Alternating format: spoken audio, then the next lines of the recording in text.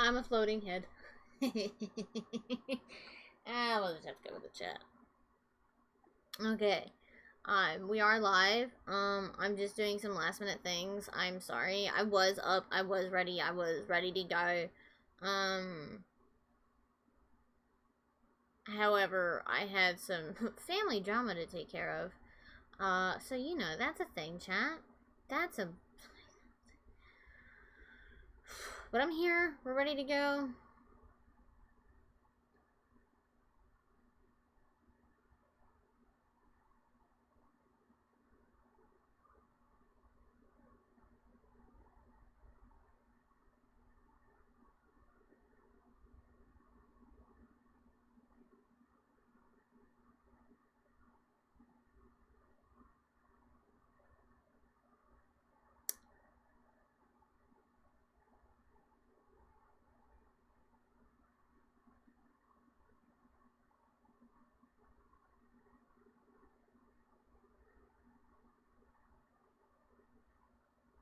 Nope, hold on.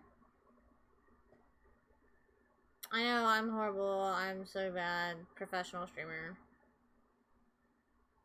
Okay, but you have to search it for him.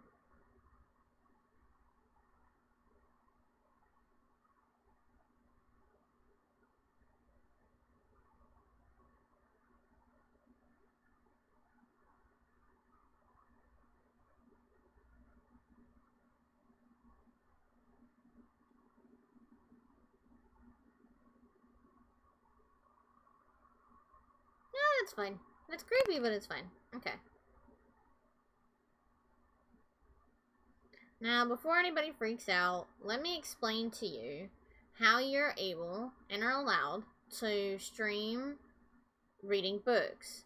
As long as any of the books are in the public domain, it doesn't freaking matter at all. So, that's how you can get away with doing that. So, fun fact. Alright. Hold on. I'm sorry, professional streamer is fine. Ta-da. Okay. I tweeted out, damn it, the blow it away. Alright, I won't shut up, I promise. Anyways, okay, so we're here. I'm a floating head today. I apologize. We'll be reading some H.P. Lovecraft. Oh, I forgot to do the thing. I know, I'm a floating head! Sai, how you doing? Sorry about that. I was not in chat, so I was not able to see. I'm a floating head, but I felt it was appropriate for the world of Hogwarts, and this is how this is gonna be today. This is only my second ever reading stream, so there is that. So I do apologize. Hopefully we can get it you know, fixed up in the time to come. So hey game, how you doing? Sai, I'm doing very well. I got through an anxiety-ridden doctor's appointment yesterday, and because I've been suffering from crippling anxiety for like a week, so I felt like a lot of stuff went downhill this past week. But we're gonna rise above it now. We're gonna rise above it. So we're gonna read H.P. Lovecraft. I am going to put somewhere really quickly. I'm sorry. I was ready. I swear to God, I was ready this morning, and then stuff popped up, and then my entire family just turned to be a-holes. So. Really quickly, text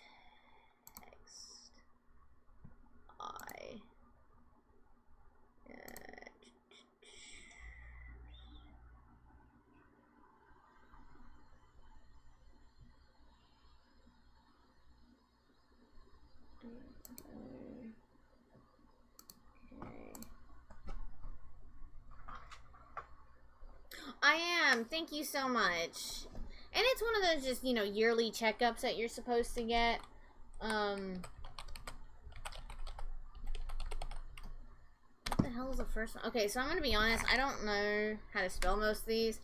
I got a, like, compendium, good for me, of the kind of Call of Cthulhu, the Cthulhu mythos.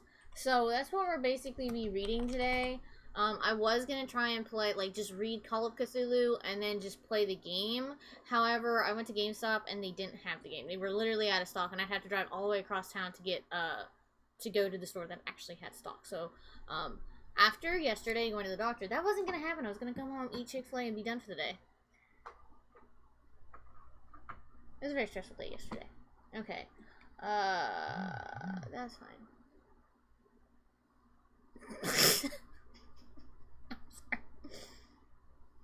My boyfriend just texted me. Okay, we're gonna have that. This is the story. But hey, how you doing? Question the stream if you'd like to answer while I sit and chat with you guys. I'm still gonna chat. I'm still trying to get things ready. I have to apologize. I'm so far behind today. Who is your favorite author? If you have a favorite author. If you don't have a favorite author, then what's your favorite game? Video game. Or board game, I guess. Hold on just a second.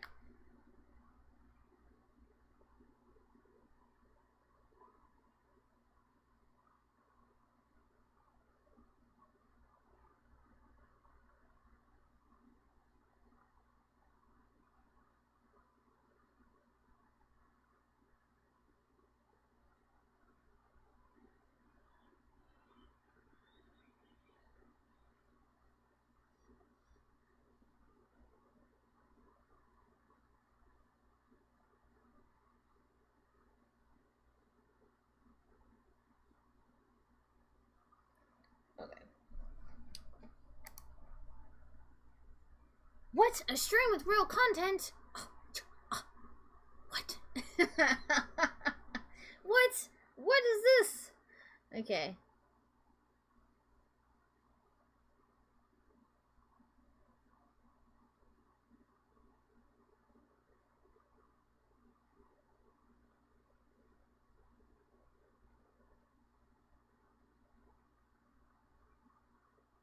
No?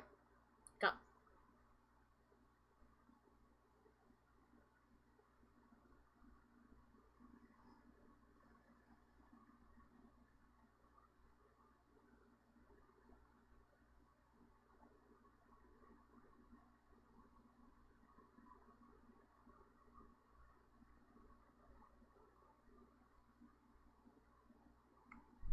Okay, so we're gonna start with the story of Dagon? Dagon? I'm sorry. Dragon? I spelled dragon, chat.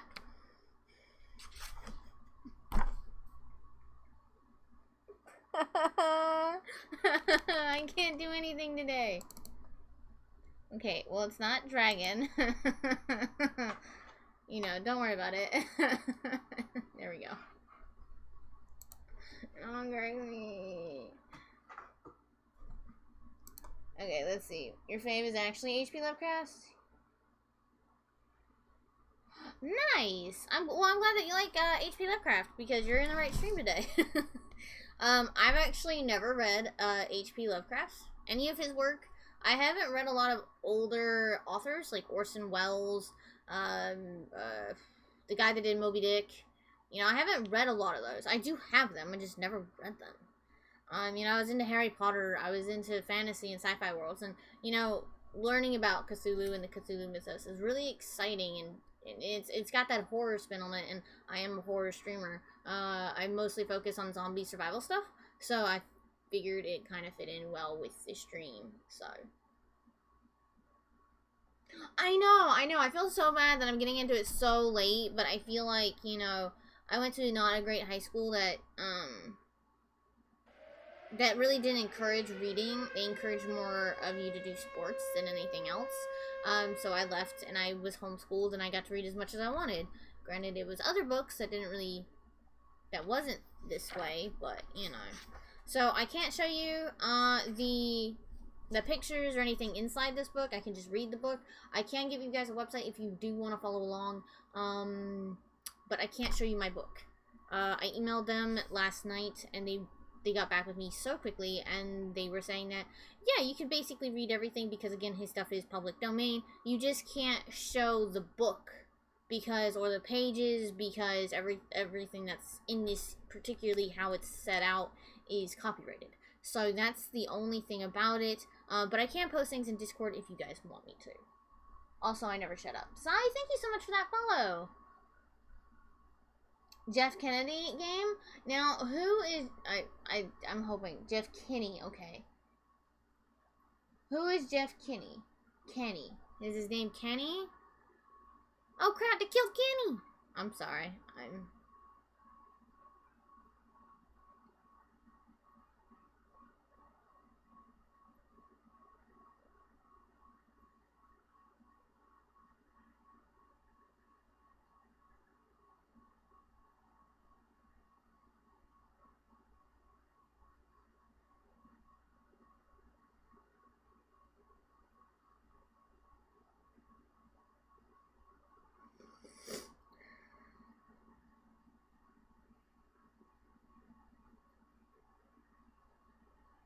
Okay, I swear to God, I'm almost done.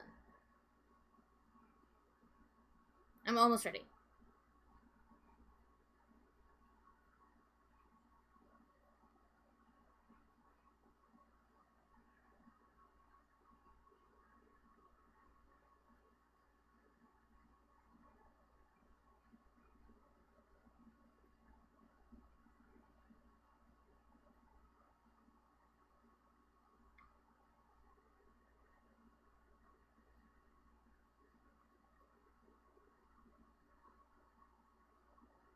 Okay. Alright, let me get chat back up on my phone, and we should be good to go, it seems like, so... Okay. Everything should be good to go. Rip Kenny, he writes the Diary of the Wimpy Kid books. I've actually read several of those books. I stopped... Sorry, my TV was on, I was watching TV. Where did I stop at? Axel, Jenny, hey, how you doing? He was really racist? Okay. Try to read ahead for any stars. Alright, thank you so much for that warning, Jenny. I didn't know that. Granted, it does make sense for the time that he wrote, so it would make sense, but thank you so much for letting me know that, for that warning. I will definitely make sure and read ahead. But knowing me, I can't pronunciate words anyway, so, you know.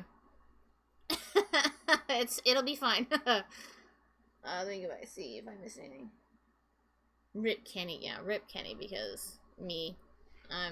Actually, whenever I have friends that play Alien Isolation, I want to play it, and I'm gonna name it the same thing. Is that we call the alien Kenny, and you're kind of supposed to just name the alien, so it's kind of what we did. I named it Kenny, so like when my friend killed Kenny, I'm like, oh my God, you killed Kenny. Okay, we'll move on. Diary of Wimpy Kid. I read those books until book 4 or something like that. Yeah, see, I don't know how to pronunciate that. Okay, let me explain to you how I said Cthulhu for like 3 months. Actually, it was like 2 years. I literally called Cthulhu Chimichanga because I didn't know how to say his name. Because my boyfriend and I, we were playing Terraria, and they're like, I knew it was some kind of like mytho or like mythology creature, so I was just like, oh yeah, I kind of know what this is. I didn't know how to pronounce the name, so I'm like, I just called him Chimichanga. I don't care. Hey, Big Worm, how you doing today? Alright. We're gonna start. I'm a floating head today because Harry Potter. You guys realize this is Snape's house. But alright, this is, I can't show you guys, but if you want, let me... Yeah, from South Park, exactly. We killed Kenny. So, if you want to read along with me, you can go to hplovecraft.com. I have been to this website personally, so it is safe to use. If you would like to read along, that's fantastic. If you just want to listen to me read, that's also fantastic as well. I just kind of sit and chat with you guys before we started, though. Just so that way we can... Oh, yeah, I'm not missing you. I swear to God, I see you guys in chat, and I promise I'm not missing you guys, so... I don't know how far we'll get. There's several books. I've got Dagon, Herbert West Reanimator, The Call of Cthulhu, The Dunwich Horror, The Whisperer in Darkness, At the Mountains of Madness, The Shadow over Innsmouth, The Shadow Out of Time, and The Haunter of the Dark. Now, these are slightly, for some reason, out of order for the Call of Cthulhu mythos, or the Cthulhu mythos. Please stop saying that. But we're just going to kind of read and go as we should. So, you read a lot of Stephen King by choice. Nice. But had to read all literary classics in school and what? Yeah. Some of the literary classics can be kind of boring. Just depends on your style of, like, what you like reading.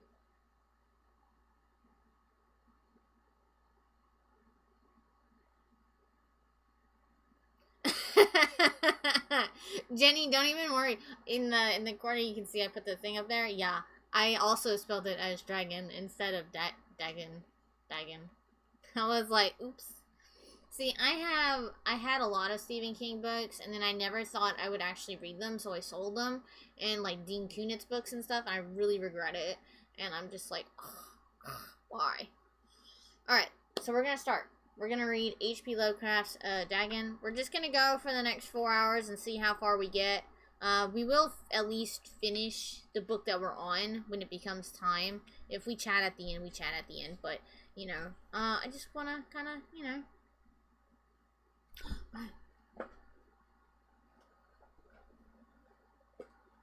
Well, you say that. Let me just pop over here. You mean like that? I just picked this up too, by the way. I spent like $40 in books yesterday, which don't at me. I also bought my boyfriend a book. Yeah, I'm so excited to give it to him. They were trash. Oops. Well, you know. Oh well. Okay. We're gonna start. Dagon. I'm writing this under an appreciable mental strain, since by tonight I shall be no more, penniless at the end of my supply of the drug which alone makes life endurable. Jesus. I can bear the torture no longer, and shall cast myself from the garret window into the squalid street below. Do not think, from my slavery to morphine, that I am a weakling or a degenerate. Alright, when you have read these hastily scrawled pages, you may guess, though never fully realize why it is that I must have forgetfulness or death. I just picked it up. $2 too. It was in one of the most open and least frequented parts of the broad Pacific that the packet of which I was supercargo fell a victim to the German sea raider. The Great War was then at the very beginning, and the ocean forces of the Hun had not completely sunk to their later degradation. I told you. So that our vessel was made a legitimate prize, whilst we of her crew were treated with all the fairness and consideration due us as naval prisoners. So liberal indeed was the discipline of our captors, that 5 days after we were taken, I managed to escape alone in a small boat with water and provisions for a good length of time. When I finally found myself adrift and free, I had but little idea of my surroundings. Never a competent navigator, I could only guess vaguely by the sun and stars that I somewhat south of the equator. Of the longitude, I knew nothing, and no island or coastline was in sight. The weather kept fair, and for uncounted days I drifted aimlessly beneath the scorching sun, waiting either— this book is extremely heavy. The weather had kept fair, and for uncounted days I drifted aimlessly beneath the scorching sun, waited either for some passing ship or to be cast on the shores of some habitable land. But neither ship nor land appeared, and I began to despair in my solitude upon the heaving vastness of unbroken blue. The change happened whilst I slept.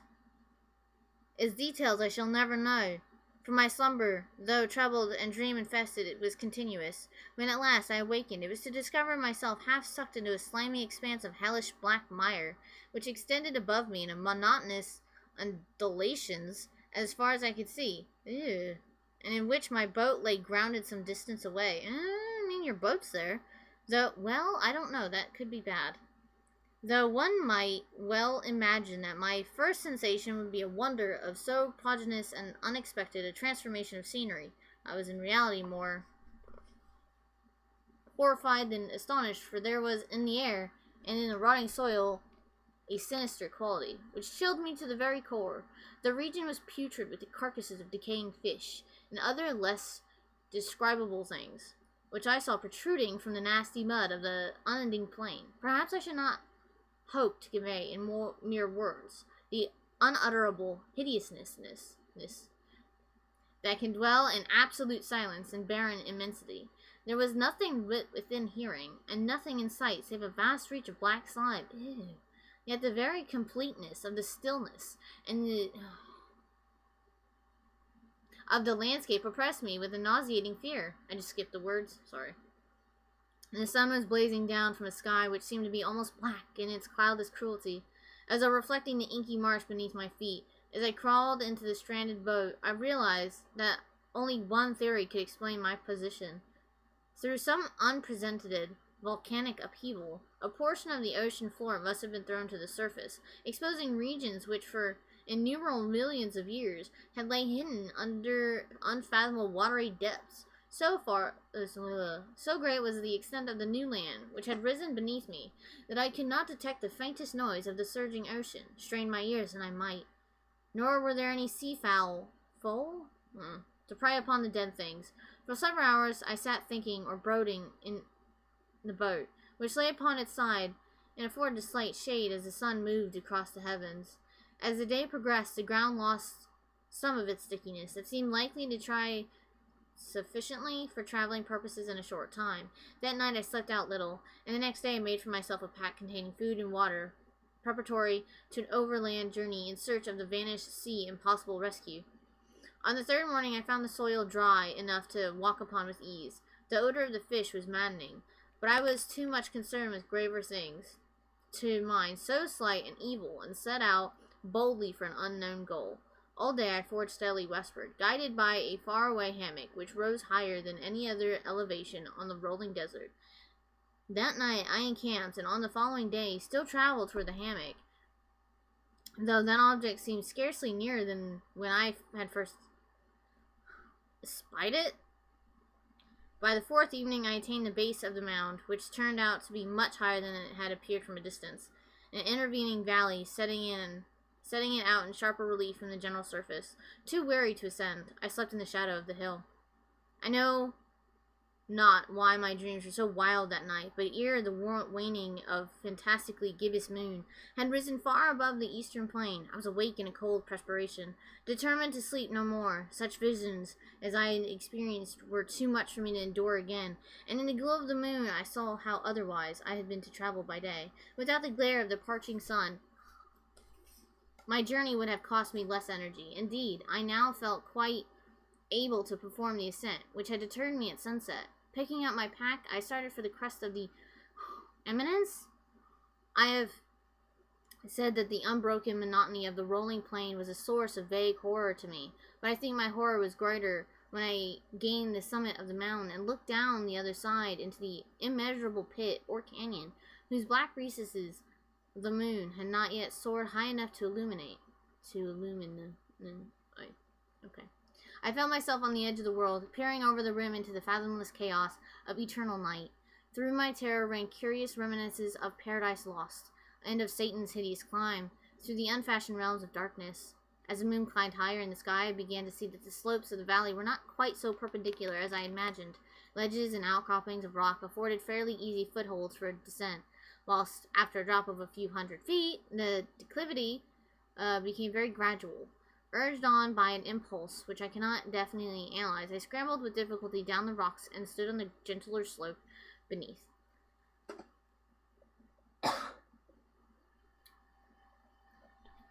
Gazing into the deeps where no light had yet penetrated, all at once my attention was captured by a vast and singular object on the opposite slope, which rose steeply about 100 yards ahead of me, an object that gleamed whitely in the newly bestowed rays of the ascending moon, that it was merely a gigantic piece of stone.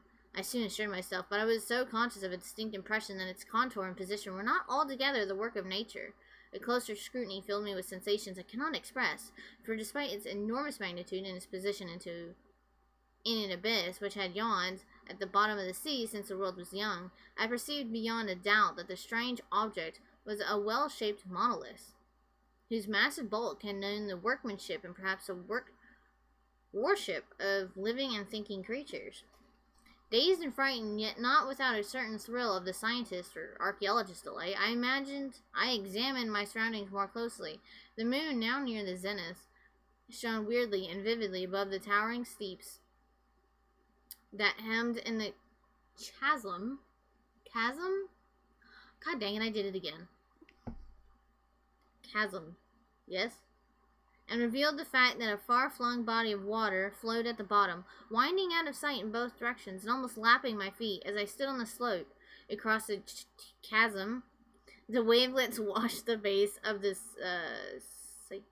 cyclopean monolith, on whose surface I could now trace both inscriptions, and unlike anything I had ever seen in books, consisting for the most part of conventionalized aquatic symbols such as fish, eels, octopi, crustaceans, mollusks, whales, and the like. Several characters obviously represented marine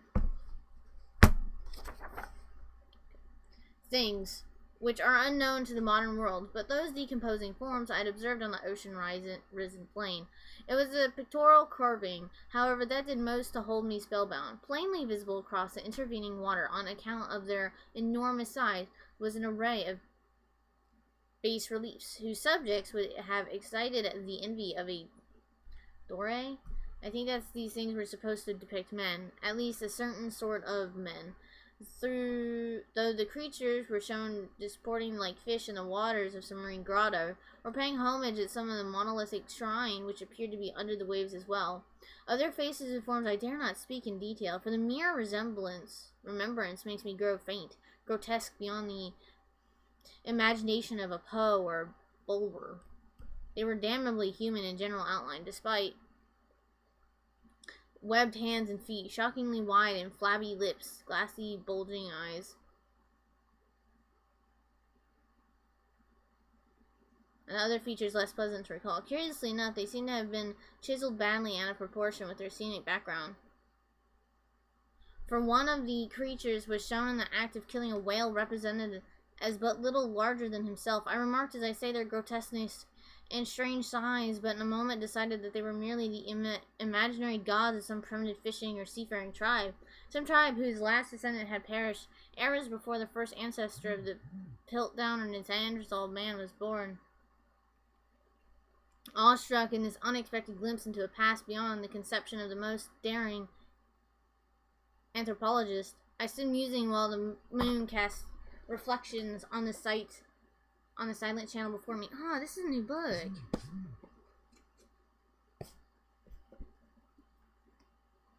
Then suddenly I saw it. With only a slight turning to mark its rise to the surface, the thing slid into the view above the dark waters. Vast,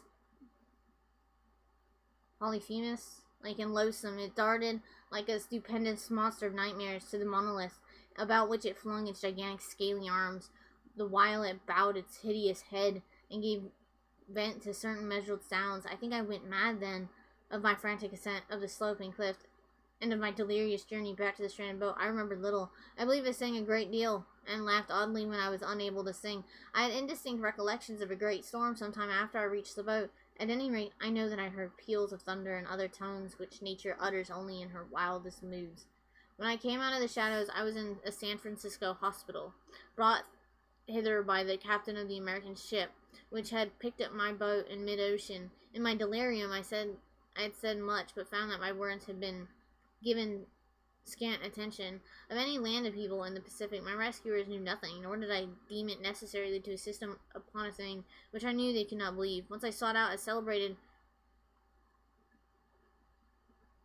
ologist and amused him with peculiar questions regarding the ancient Philistine legend of Dagon, the fish god, but soon perceiving that he was hopelessly conventional, I did not press my inquiries. It is at night, especially when the moon is gibbous and waning, that I see the thing. I tried morphine, but the drug has given only transient and has drawn me into its clutches a helpless slave. So now I am to end it all, having written a full account for the information or the contemptuous amusement of my fellow men. Often I ask myself if it could not all have been a pure phantasm, an escape from the German man of war. A mere freak of fever as I lay sun-stricken and raving in the open boat after my escape from the German man of war. This I ask myself, but ever does this come before me a hideously vivid vision in a reply. I cannot think of the deep sea without shuddering at the nameless things that may at the very moment be crawling and floundering on its slimy bed, worshipping their ancient stone idols and carving their own detestable likeness on submarine obelisks of water-soaked granite. I dream of a day when they may rise above the billows to drag down in their reeking talons the remnants of puny, war-exhausted mankind, of a day when the land shall sink and the dark ocean shall ascend amidst universal pandemonium, The end is near. I hear a noise at the door, as of some immense slippery body lumbering against it. It shall not find me. God, that hand. The window. The window! That ends Dagon.